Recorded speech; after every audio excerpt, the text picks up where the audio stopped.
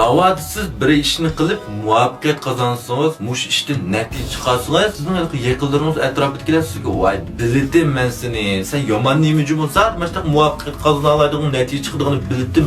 Burun ko'rib ketgan. Anda qilsang, bunda qilsang" deb ish yo'qtidi. Ba'zi siz mush ishdan mag'lub bo'lsangiz, shular yana o'xshashlar "Voy, bildim men seni. Bu ishni sen qila olamsanmi?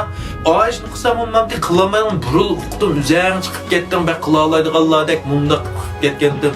Qılanmaysa sen bunda qışday. Deydiganlar yine o'xshash ba. Amal yo'q. Hayat qanda, hayat shunday. Endi bu yer mag'lublik yoki muvaffaqiyat qozon faqat siz o'zingizlar bu ishning jarayonini bilsiz.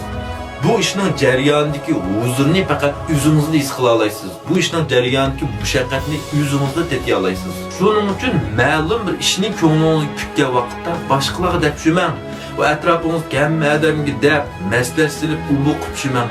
Ulan sizni qo'llamiki, yordam qilamiki debmi o'ylab ketmang. Ma'muriy tajribajimlar, lekin chuqur plan tuzing. Plan nihoyat muhim.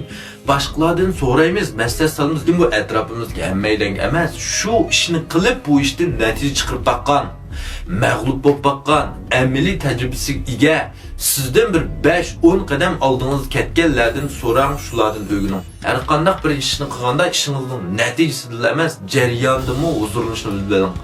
Natijasini boshqalar ko'rsatasiz, jarayondagi huzur faqat o'zingizga mas'ul. Endi siz nima qiling, qanday yaxshi bo'lib keting, qanday qilmang, sizni ko'laydiganlar, toplaydiganlar, g'o'jaydiganlar chiqdi. Bu mutlaqda siz shu ishni qilib natija qozonib, mana oldin ketib qolgan bo'lsangiz bu ömrde bu işini qilib bakmagan, bu iş münasibetsiz bir kişiler kelib iş öğütüdü. Ey, şu bahçalık hakkında mandak sözdeyimiz cümü, garip sayatken mandak deysiz, okumaykensiz, adiga anda dep iş öğütüdü, Allah çıkıdı, çıkıvatıdı.